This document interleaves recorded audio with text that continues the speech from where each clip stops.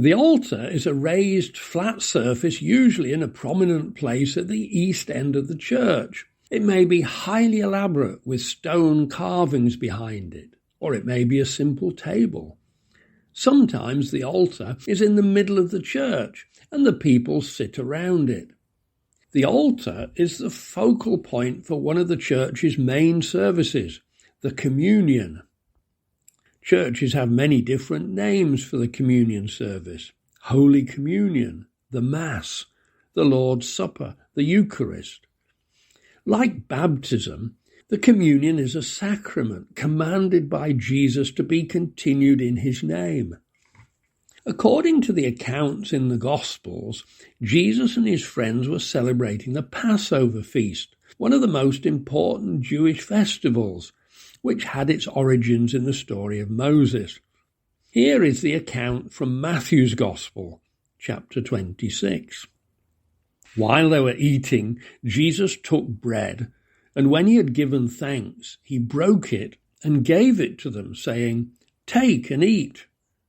This is my body." Then he took a cup, and when he had given thanks, he gave it to them, saying, "Drink from it, all of you. This is my blood of the new covenant, which is poured out for many for the forgiveness of sins."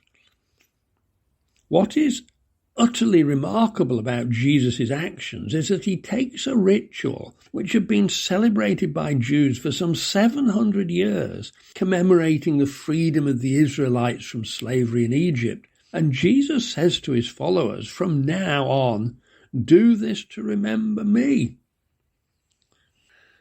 Altars were originally the site of sacrifices. On them animals were slaughtered and burnt as an offering to the gods. Jesus instituted the communion on the night before his arrest and execution, and his death was a traumatic event in the lives of his followers. It was unbelievable to them that the Messiah, the Christ, the long-expected character who would save the people, should have been executed on a cross like a common criminal. In their attempts to reconcile their beliefs about the Messiah with Jesus' life, they found inspiration in the language of sacrifice. The idea of killing animals in the hope of earning divine favour undoubtedly strikes us as truly repulsive. But then our understanding of life is very different from those who lived 2,000 years ago. The Christian's agenda is in the present, making the most of life, bringing freedom, justice, peace and happiness to the world. And that may well involve them making a great sacrifice.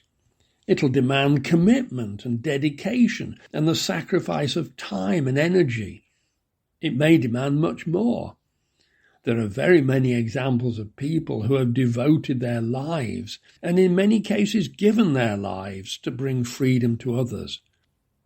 Communion has common roots with the words commitment and community. In sharing the bread and wine, Christians symbolize their desire and commitment to establish a solidarity with each other and the rest of humanity, with a desire for greater love and happiness.